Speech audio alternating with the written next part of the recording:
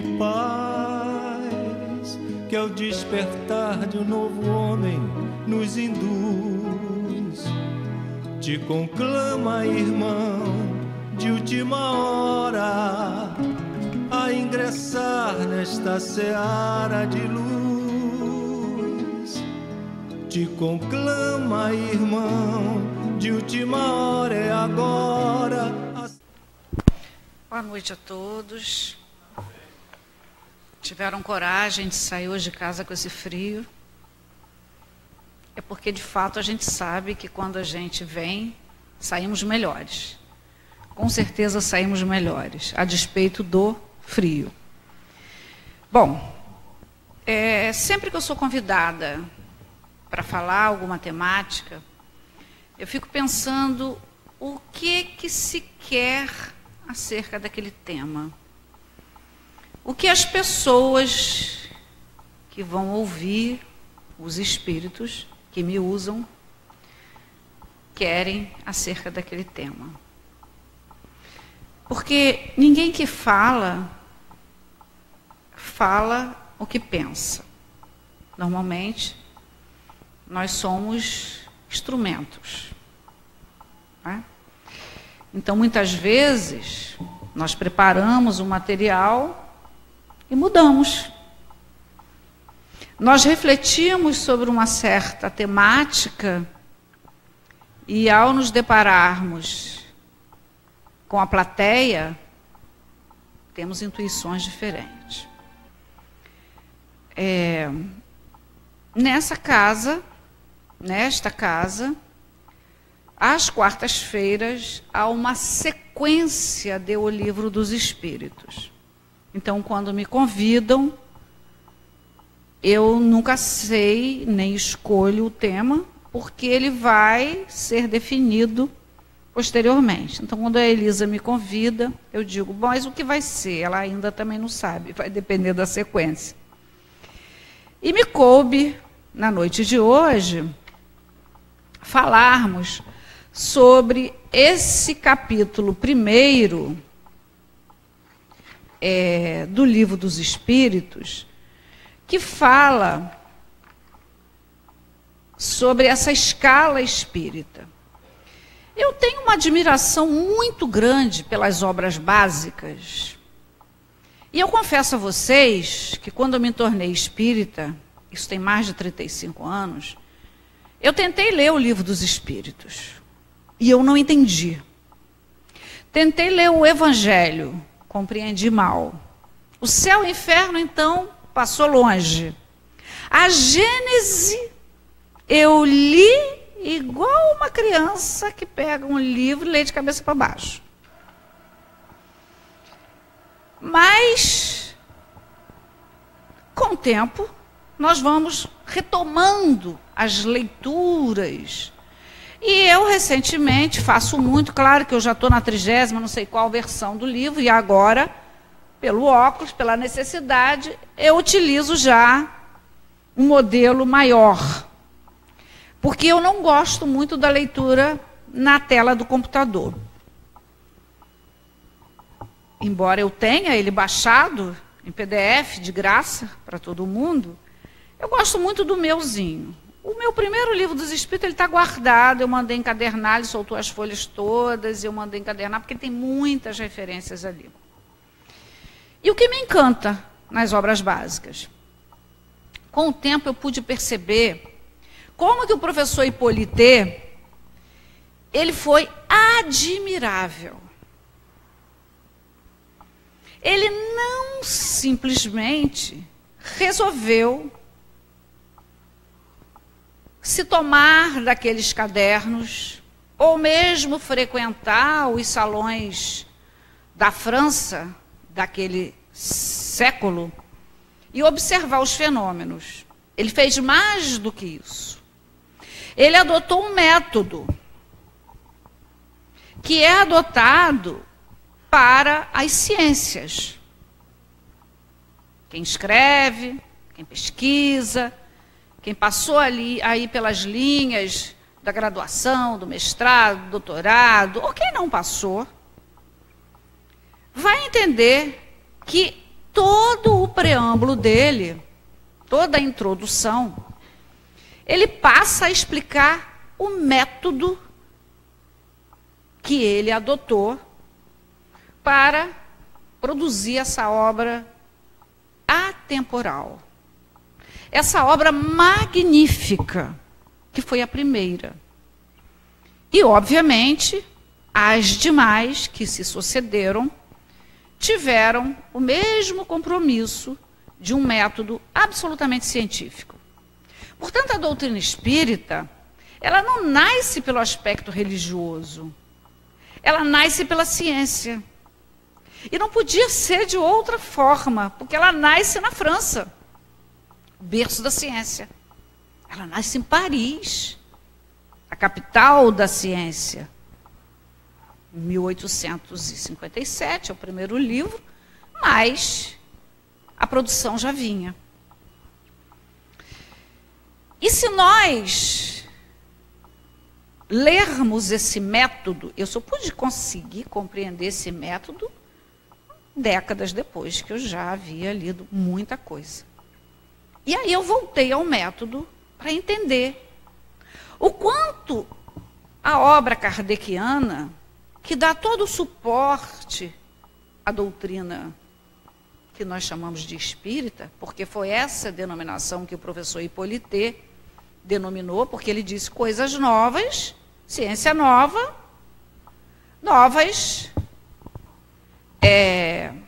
novas nomenclaturas. E, portanto, ela nasce dentro do berço da cultura da época. Foi pouca coisa, não. Não foi pouca coisa, não. A Europa sempre foi o berço da cultura. Ah, mas o Brasil é a pátria do Evangelho. Então, não estamos também para trás da história. Porque nasce no berço da cultura, tá meio aqui, eu sou meio baixinha, né? E eu me mexo muito, ele não está fixando.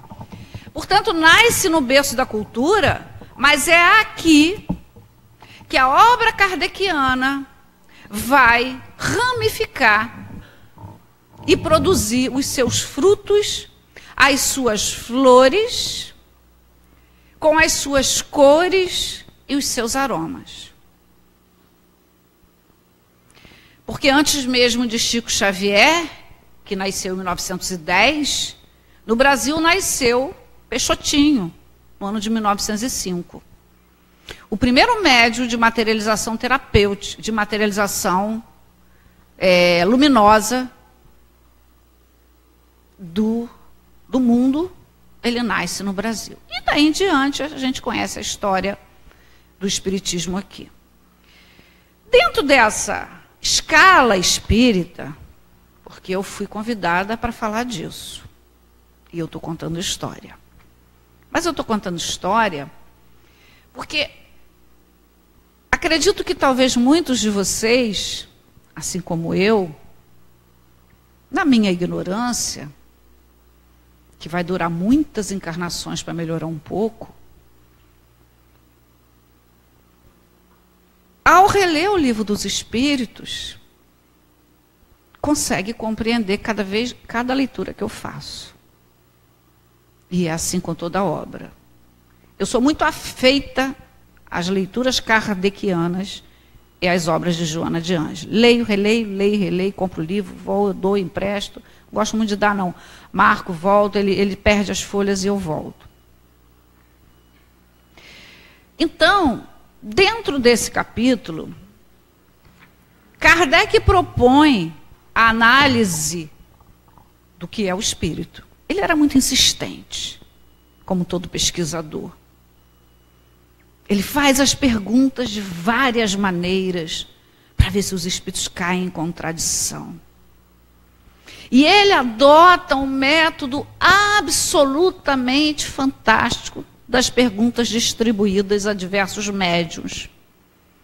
E ao receber o material de volta, ele faz uma seleção, faz uma análise e percebe a semelhança das respostas. Então, um método muito interessante. Então, a doutrina espírita, ela é muito interessante por isso. Porque ela não nasce do acaso. Ela nasce de uma proposta gerada num plano espiritual, que é o Consolador prometido, e que nasce a partir de um grupo de espíritos, que a gente chama de Pleiade, que são os verdadeiros autores dessas obras. Mas através de alguém que tinha o conhecimento científico e que, portanto, podia desenvolver esse trabalho, e que tinha a autoridade moral e intelectual para dar a forma necessária e ganhar os espaços necessários que a doutrina espírita ganhou, vem ganhando e vai continuar ganhando, porque nada aqui é velho. Então, nessa proposta, ele vai perguntar aos espíritos o que é o espírito. O que é espírito? Porque, imagine, 1850 e pouco para chegar até 1857. Nem falava de espírito. Falava-se talvez de mediunidade. Porque mediunidade não tem nada a ver com a doutrina espírita propriamente dita. Ela não é um patrimônio da doutrina espírita. A mediunidade é um fato que existe desde sempre. Desde que o homem atingiu a razão, ele é um intermediário aí do plano extrafísico.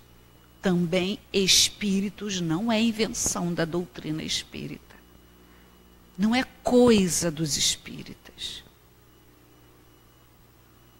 Então, mas ele precisava, para essa ciência nova, entender o que era isso. Porque, afinal de contas, eram fenômenos que ele observava. E se esses fenômenos não eram manifestações nervosas, não eram embustes, não eram fraudes, e tinham uma resposta inteligente, certamente que tinha uma causa inteligente. E essa causa inteligente não era física. Isso ele já havia entendido no momento que ele aceitou a grande tarefa da codificação. Então ele se arma, no bom sentido, de diversas perguntas, que é o método adotado por ele, e embala essas perguntas de diversas modalidades, o que é Deus, o que é espírito, o que é matéria, o que é perispírito, do mundo espírita, da matéria. E então, a primeira definição, o que é espírito? Né? E a resposta é um ser imaterial? Não. Incorpóreo. Na linguagem que vós entendeis. Opa! O espírito é algo incorpóreo. E são criados? Ou Deus criou uma leva e depois parou de criar? Não. São criados sempre. Continuamente. Será que foram criados junto com Deus? Os espíritos dão um puxão de orelha. Porque Kardec era existente. Mas precisava. Mas não foram criados juntos com Deus? Se fossem criados, seria parte de Deus. Mas os espíritos são parte da criação. Como o reino mineral, como o reino vegetal. E, sobretudo, de que esses espíritos estão em toda parte. Aqui no Centro Espírita, no templo protestante, evangélico, na Igreja Católica, no templo budista, no nosso trabalho, na nossa casa, na rua, nas nossas viagens. Eles habitam o mundo.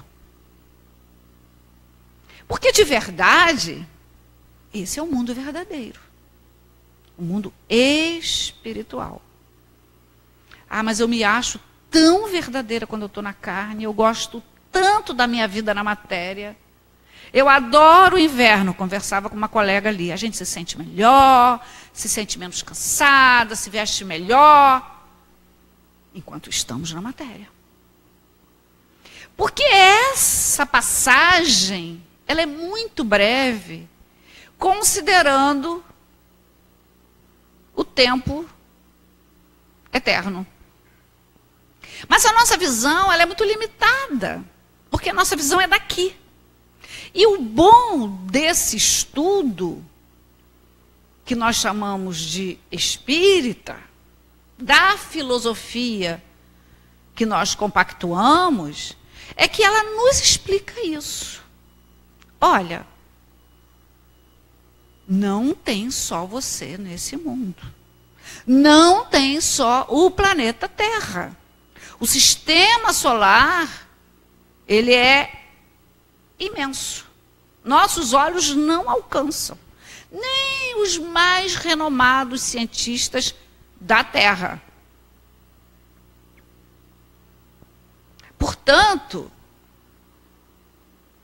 a condição real é de espírito. Mas é tão difícil entender isso, né, gente? Porque sentimos dor física, sentimos dor emocional, temos tristeza, temos alegria imensa quando sentamos na frente de um prato delicioso. Ficamos felizes quando estamos planejando uma viagem. Aliás, o planejamento às vezes é melhor do que a própria viagem. Ficamos felizes, nós mulheres, quando vamos comprar um sapato, uma bolsa, uma roupa. Dá uma felicidade tão grande, que algumas até dizem, quando eu estou muito triste, eu faço compra. E é verdade. Dá uma alegria, dá uma compensação, que na verdade é meramente uma substituição que nós fazemos. Estamos tristes, vamos fazer alguma coisa que a gente gosta, que nos dá alegria. Mas está tudo certo. É isso mesmo, nós somos isso. Não somos diferentes disso. Só que isso é a verdadeira noção do quanto somos matéria, do como somos materiais. Que só enxergamos isso. E a morte? Nem pensar. Eu adoro viver.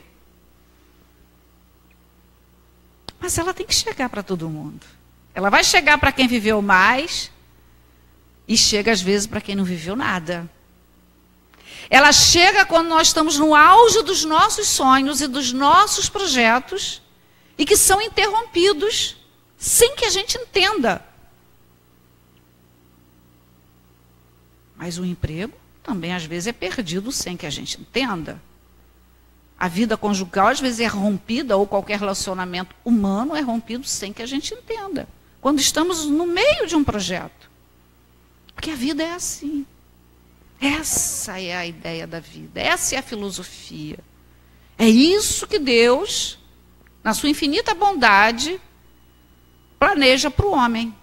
Afinal de contas, estamos num processo de evolução. E a Terra, ela faz parte do segundo patamar desse processo evolutivo. Saímos já do mundo primitivo, com as tribos, aprendendo a fazer fogo. Entramos no mundo de regeneração, no mundo de expiação e provas, segundo patamar. Na transição já para o mundo de regeneração, cuja característica é o bem sobrepujando o mal. Mas aqui é o mal sobrepujando o bem.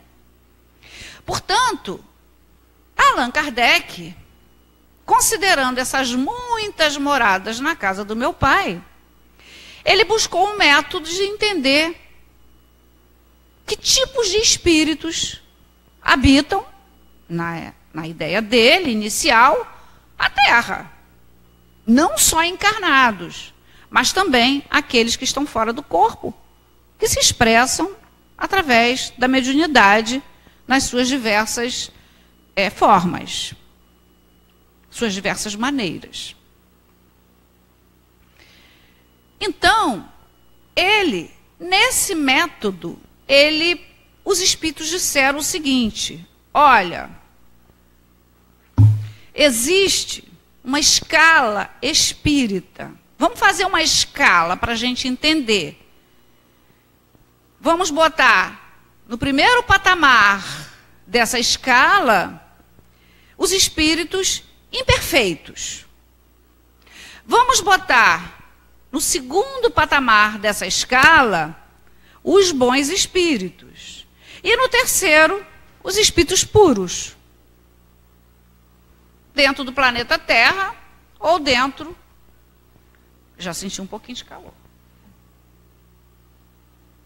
Ou dentro de outros mundos habitados. O fato é que essa escala espírita, como ele bem esclarece, é só para se compreender. Quando a gente vai... Vocês já compraram tinta para pintar casa? Já foram numa loja escolher? Aí eu quero mudar a cor do quarto, quero botar lilás. Aí o vendedor oferece para a gente aquela palheta, né? E aí eu quero lilás. E eu abro o lilás. Tem tanto que eu decido ir para o azul. Mas tem muito lilás. Eu não vou conseguir. Aí eu abro o azul. Nossa, mas o azul também é maravilhoso. E do lilás eu vou para o azul e quando vou ver, eu escolhi o vermelho. Saí totalmente disso. Bom, quando eu abro a palheta do lilás, mal comparando, eu posso dizer que o lilás, dentro das suas diversas nuances, poderia ser uma das escalas, a primeira. Quando eu abro a palheta das diversas cores do azul, vamos dizer que seja comparando com essa escala que ele fez dos bons espíritos, ou seja, dos espíritos já melhorados. Quando eu pego uma escala única, branca, não tem muita graduação, branco é branco. São os espíritos perfeitos. Então, essa escala adotada por ele, nessas diversas ordens de espíritos, nada mais é, segundo ele mesmo diz, de um método, de uma forma estabelecida para se compreender. Porque a gente diz assim, meu Deus, eu não entendo o que está acontecendo com o mundo, está de cabeça para baixo. Como pode uma pessoa, vivendo nesse mundo atual, pegar um carro e atropelar várias pessoas que não têm nada a ver com ele? Ele nem conhece. Nem é um crime passional. Nem é uma cobrança de uma dívida. Como pode? Como se entende no mundo de hoje, onde a gente conviveu, né? Convivemos, somos contemporâneos do protótipo da bondade encarnada de Chico Xavier, de Madre Teresa de Calcutá, do Papa Francisco. Esse exemplo de humildade, de amor ao próximo. Como pode a gente conceber que alguém se vista e se revista de bombas e entra numa boate, se suicida e mata uma porção de pessoas?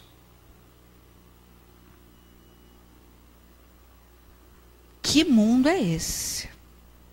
Já dizia o poeta, que país é esse, Renato Russo? Que país é esse? E a gente avança. Que mundo é esse? Que mundo é esse que nós estamos, que nós não compreendemos?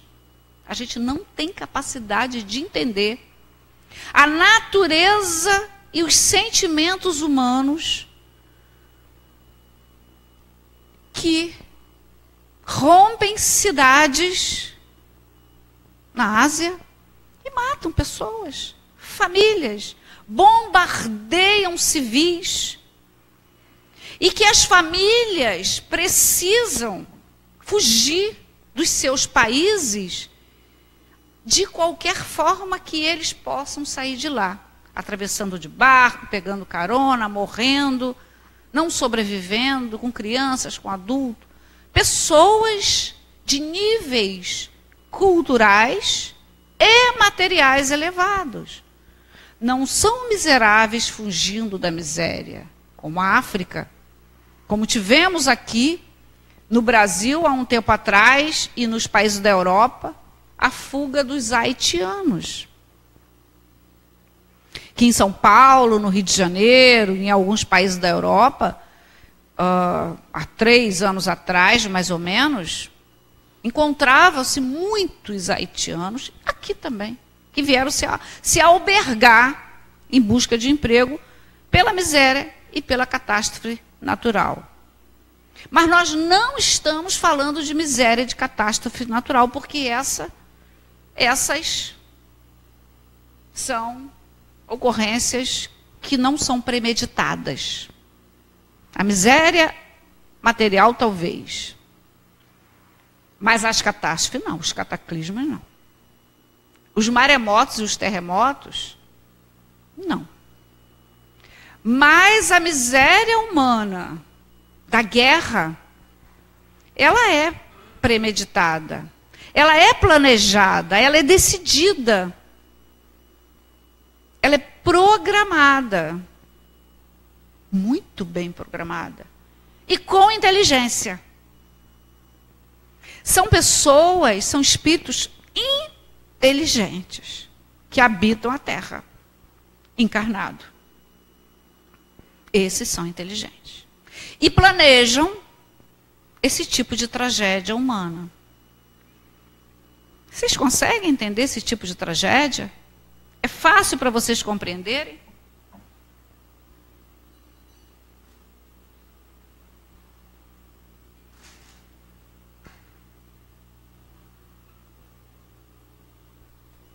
Por mais que nós compreendamos a filosofia espírita, a lei de causa e efeito, a existência de Deus, temos dificuldade de aceitar. E temos raiva. E temos sentimento de vingança. Temos, todos, na nossa grande maioria. Mas acontece que isso é perfeitamente explicado à luz da ciência. À luz da ciência espírita.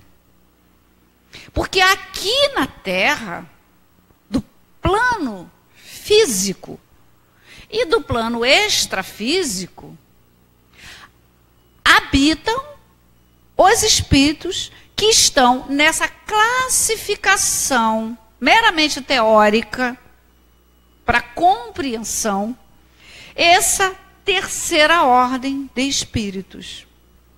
Ou seja, os imperfeitos. Quem são eles? Nós. Nós. Os espíritos imperfeitos habitam esse mundo.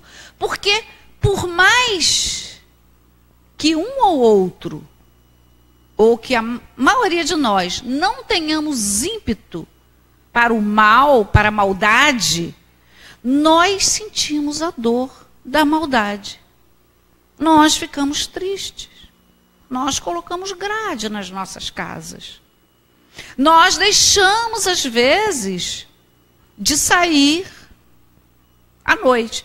É claro que nas cidades menores é muito mais tranquilo. Por isso que as cidades de interior recebem muitas pessoas que já puderam sair das grandes capitais e morar. Mas pensa no Rio de Janeiro. Pensa nas imediações ali daquelas comunidades. As pessoas vivem com medo. Bala perdida. Onde se ouviu falar disso? As pessoas que viveram mais nunca imaginaram isso. Os índices de suicídio é avassalador. Eu tive em Vitória, Espírito Santo, esse final de semana, de quinta a domingo, fazendo um trabalho, trabalhando, fazendo um congresso, e eu converso muito com motorista de táxi. Quando eu vou a São Paulo, vou muito, converso, vou a Brasília, vou muito, converso, e estou sempre perguntando, e aí, como é que está aqui a história? Como é que está a cidade? Como é que está o governo? Não sou mineira não, mas eu como mingau pelas beiras. Né? São muito bem informados. Que às vezes tem tempo, às vezes trabalham com rádio ligado, conversa com passageiro. São pessoas que normalmente têm muito conhecimento. E aí eu pergunto, como é que está a política? Como é que está o governador? Como é que está seu prefeito? E aí, numa dessas conversas com o motorista de táxi, lá em Vitória, ele, passando por aquela ponte, quem conhece a cidade, que liga Centro a Vila Velha, ele falou assim, tá tudo bem, né? A cidade é muito violenta, é um estado muito violento, de fato é, a gente sabe disso, mas o que está todo mundo muito preocupado é que se matam, se jogam nessa ponte pelo menos 4 por dia. Pelo menos 4 por dia. E aí, eu não acreditei. No outro dia, peguei outro táxi, falei, nossa, que ponte bonita. Comendo mingau pelas beiras. Sou mineira, não, mas como mingau pelas beiras. Que ponte bonita, né? É tão legal isso aqui, dá para a gente ver a cidade toda, tem aquele convento ali tão bonito, tem uma vista bonita. Né? Como é que está o prefeito? Como é que está a cidade? Está muito violenta? Ele falou, não, a cidade está muito violenta, mas aqui tem um problema também, né? Falou muito mal da política, obviamente, como quase todo taxista, e finalizou dizendo para mim o seguinte, olha, vou dizer uma coisa para a senhora, hein? Não divulgam não, para poder não alarmar, mas o que tem de gente se jogando dessa ponte aqui não está no gibi.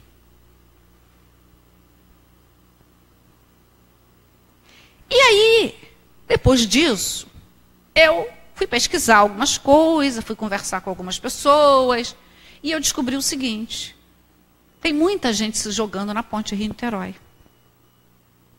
Mas não é divulgado, graças a Deus.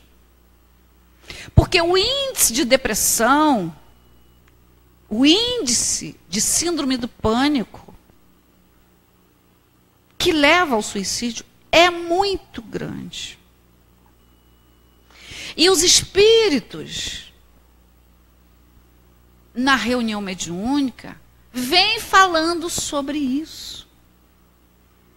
Mas já a Joana de Ângelo, nas suas obras anteriores, já falava que seria a doença do século. A depressão. E é a doença do século. Na minha área de atuação profissional, não sou médica, mas eu atendo muita gente com essa problemática. Muito grave, provocada por diversos fatores. E é lamentável, porque o deprimido, ele perde a razão de viver. A vida não tem cor, não tem luz, não tem cheiro. Fica sem sentido. E não vê o depois, não vê o futuro, não vê nada que seja positivo naquele momento. E, meus amigos, é uma doença muito grave que a família tem que estar muito atenta. Por quê? Primeiro, porque vivemos num mundo onde o mal sobrepuja o bem. É a característica do mundo de expiação e provas. E é a característica dos espíritos que habitam na carne ou fora dela. De forma que essa classificação dos espíritos imperfeitos é subdividida em 5 categorias: os impuros, os levianos, os pseudo-sábios, os neutros e os batedores e perturbadores. Nessa linha, os espíritos impuros, eles são muito maldosos. Eles instigam o mal, estimulam as tragédias coletivas e individuais. E o suicídio é uma tragédia individual que se expressa no coletivo. Então, quando os índices e as mídias e as estatísticas não divulgam, é uma proteção. Como quando os governos descobrem um vírus, não é propagado, para não alarmar. Mas não podemos fazer ouvido mouco para essas tragédias individuais, que elas estão na mesma faixa vibratória das tragédias coletivas, que são sopradas pelos espíritos inferiores, onde o mal, o desejo da violência, onde a ausência de alegria não tolera a ausência de a felicidade do outro. São essas as características.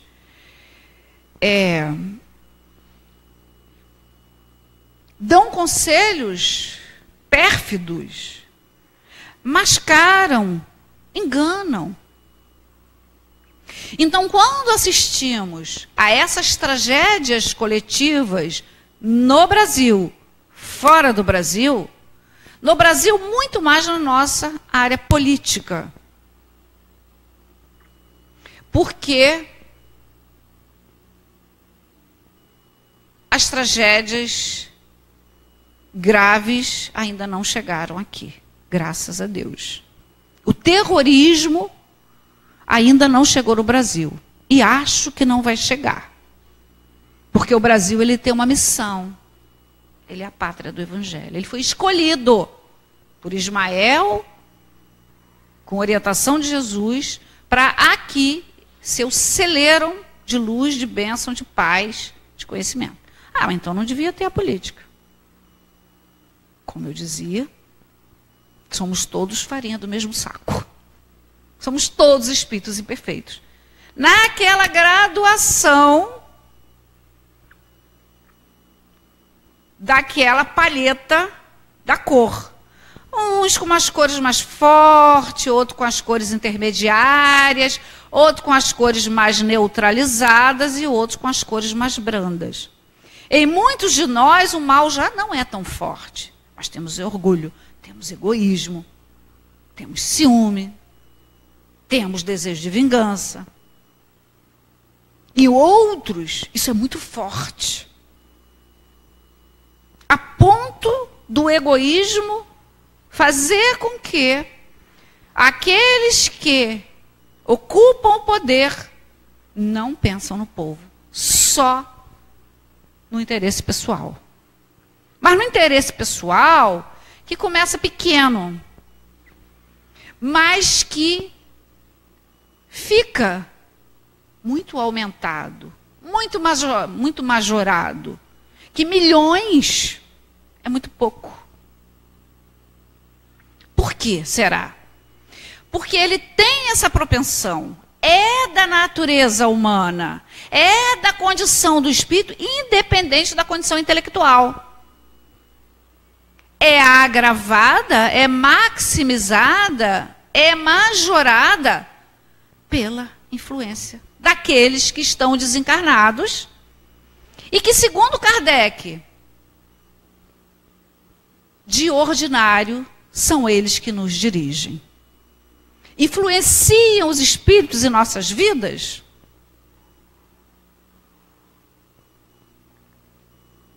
Muito mais do que podeis imaginar. Porque de ordinário, são eles que vos dirigem.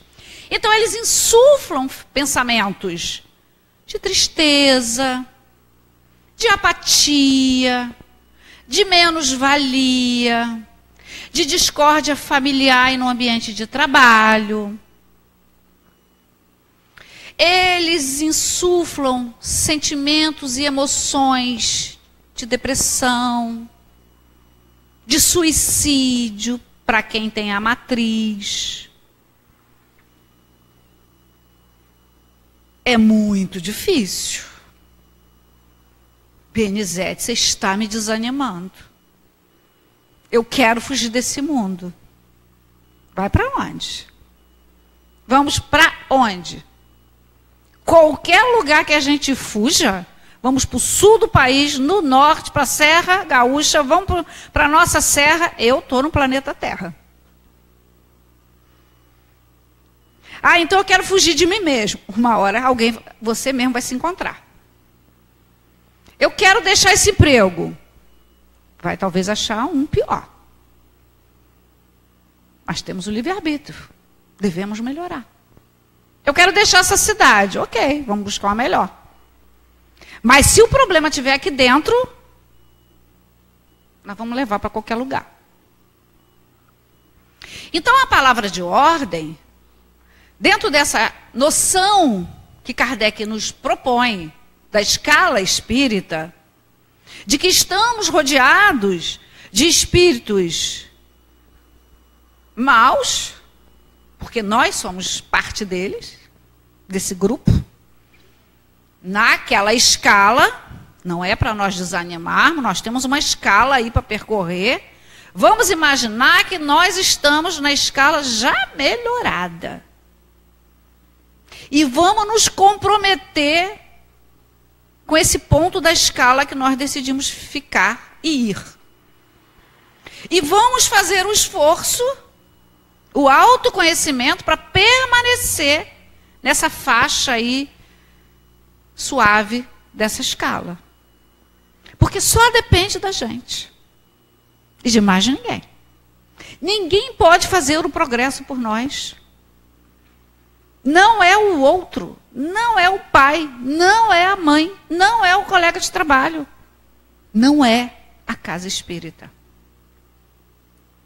Todas essas pessoas e o templo religioso são agentes, são instrumentos de auxílio.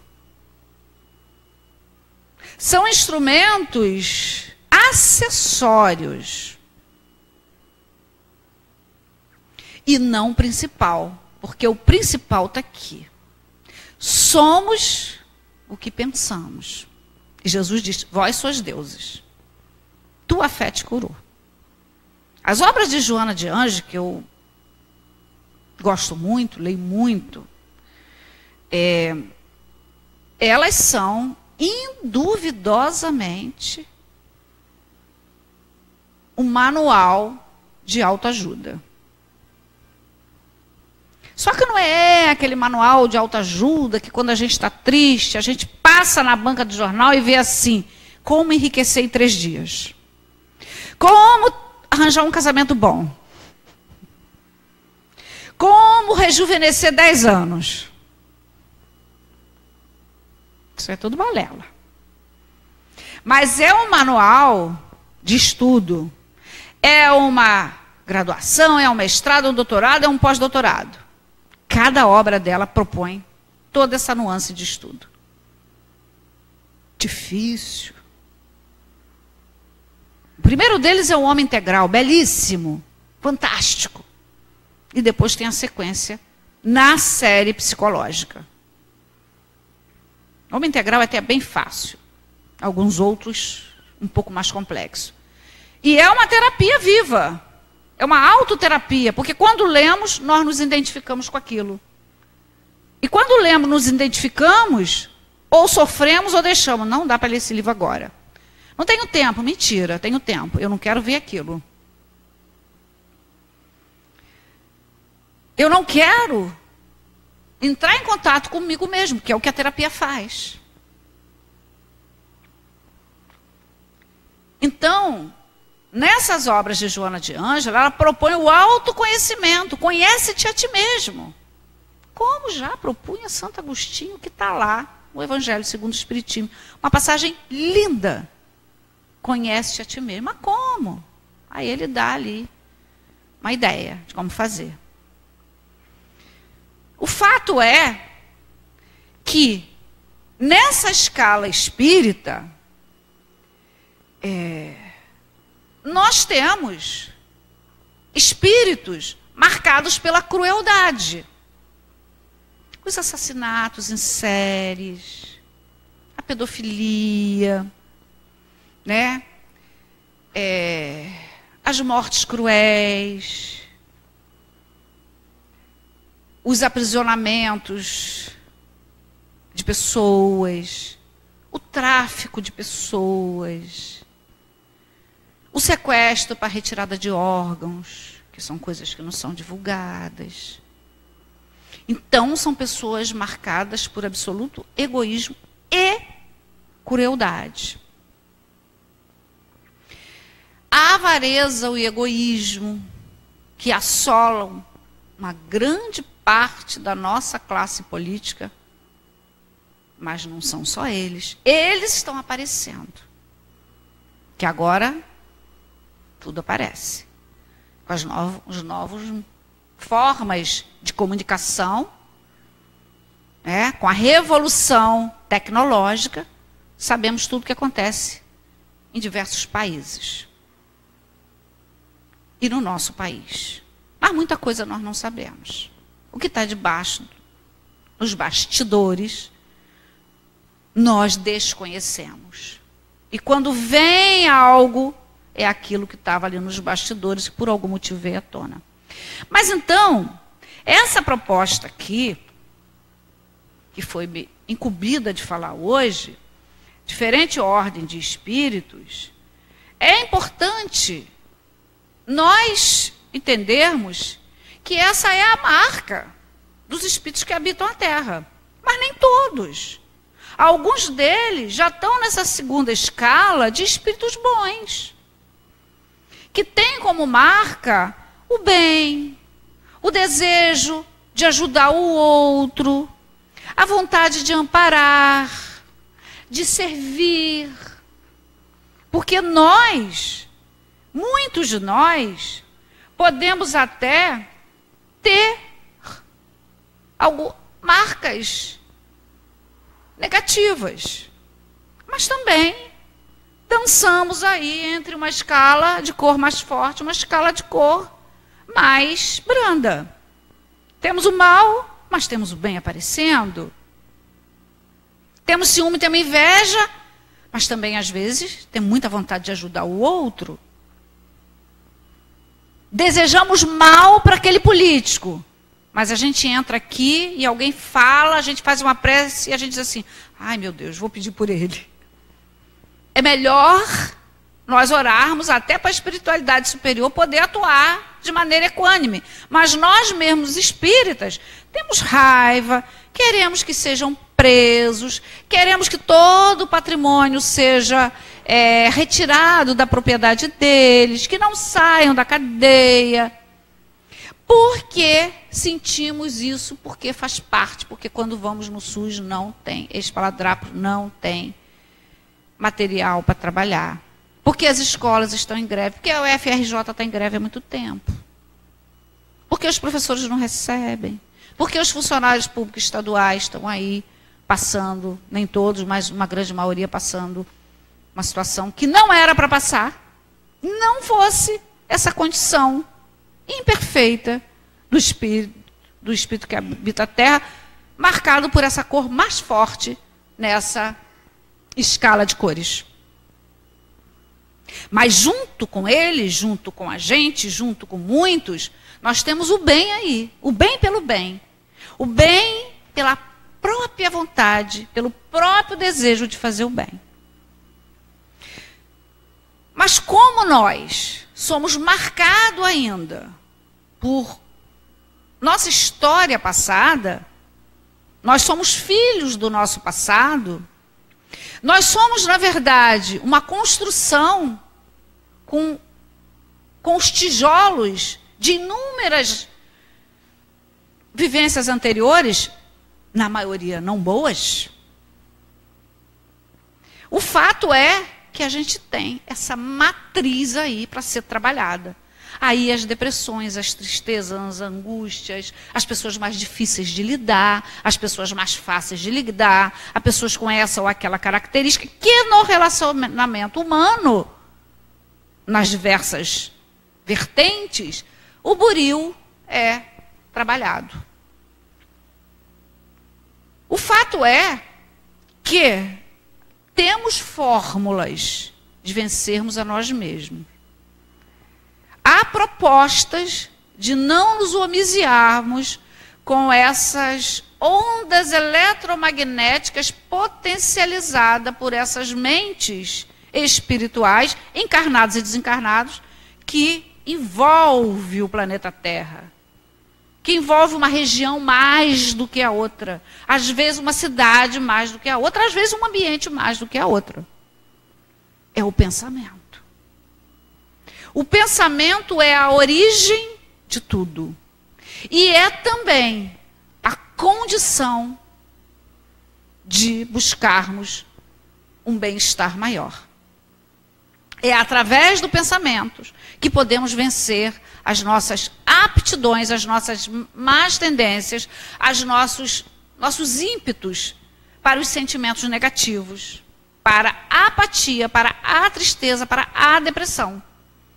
Porque se entrarmos numa apatia, numa tristeza, nós vamos imediatamente sintonizar com as ondas eletromagnéticas iguais. Porque o pensamento, ele é mais rápido do que a luz. Ele é uma das ondas eletromagnéticas mais potentes, segundo a ciência. Tanto que os espíritos, eles se movimentam, eles se comunicam pelo pensamento. E nós vamos também, quando voltarmos daqui a algumas encarnações, no corpo nos comunicarmos pelo pensamento.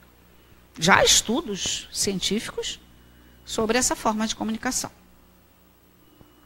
Então nós temos ferramentas. A prece, mas não aquela que a gente faz para fazer. Sabe aquela quando a gente vai dormir? Hoje eu estou cansado, Senhor, me ajuda, quero dar uma noite, blá, blá, blá, blá. Dormiu no meio da prece. Todos nós fazemos isso de vez em quando. Mas aquela sentida, aquela que a gente sente a necessidade de fazer. Então nós temos a oração. Joana Jandes propõe a meditação. Ou as visualizações terapêuticas. Tem inclusive CDs do Divaldo, que deve ter no YouTube, que é muito importante. Tira a gente daquela onda baixa e nos sintoniza com as ondas luminosas. A alegria. Quem disse que temos que ser tristes e carrancudos? Para sermos sérios, não precisamos ser tristes e carrancudos. Podemos ser alegres, podemos ser expansivos, podemos ser efusivos, de forma parcimoniosa. Porque a alegria atrai alegria. Gostamos de estar do lado de pessoas rancorosas, tristes, maledicentes? Não, gostamos de estar do lado de pessoas alegres. Gostamos de estar do lado de pessoas felizes. Por quê? Porque aquela alegria produz uma energia que nos contagia e nos faz bem. Nos deixa felizes, alegres, leves, tranquilos. Repensando que é possível ser feliz a despeito disso, daquilo, etc. Tal. Então a palavra de ordem é resistir nesse momento. Nesse momento que atravessa a humanidade, em que esses espíritos fazem parte desse contexto, tanto do plano físico quanto do plano extrafísico, a palavra de ordem, em todos os sentidos, é resistir. É não se permitir sintonizar com essas ondas eletromagnéticas de baixa sintonia. É fácil? Não é fácil. Mas é treino. A meditação é treino, a prece é treino, fazer o bem é treino. Os espíritos muitas vezes nos dizem, olha, a cura para fulano de tal, que não está bem, está com depressão, é ajudar o outro. É buscar uma casa de repouso, é buscar um orfanato, é buscar uma pessoa na rua, é ouvir. Não é a caridade material, não. Essa é muito fácil. Essa não ajuda na depressão, não. A que ajuda é aquela que a gente sai da gente e vai se doar. Então, há formas, há métodos, e o roteiro é, primeiro, a leitura de Joana de Ângeles, que ela vai trabalhar todas essas questões, as próprias palestras de Divaldo trabalham essas questões, e não nos distanciarmos da máxima do Cristo. Amai-vos uns aos outros, que também não é fácil. Nada é fácil, mas é a proposta. Se nós tivermos que nos segurar em alguma barra para sobrevivermos, melhor que nós nos seguremos nas propostas que vão nos beneficiar, ainda que por uma questão de egoísmo, que vão nos fazer bem. É melhor do que segurarmos na barra que vão nos destruir, que vão nos tornar mais tristes, mais deprimidos, mas sem compreender o que está acontecendo com o mundo. Nada do que está acontecendo está solto. Está tudo dentro de uma programação. Tudo que está acontecendo faz parte desse conjunto de pessoas, nós, e dos espíritos encarnados e encarnados, que habitam o planeta Terra. E a gente está aqui nesse planeta Terra. Não temos asas ainda de anjo para sair daqui. Estamos na transição. E quanto mais nos incomodamos, significa dizer, com o mal, significa dizer que já estamos melhorando. Que o mal já nos incomoda muito. Porque se não incomodar, eu estou igual. Bom, gente, é isso. Já estamos no nosso horário. Eu espero que tenha sido bom para vocês. Porque para mim foi muito bom eu ter reestudado isso. Muito obrigada a todos vocês. Muito obrigada àqueles que nos ouviram. E até a próxima.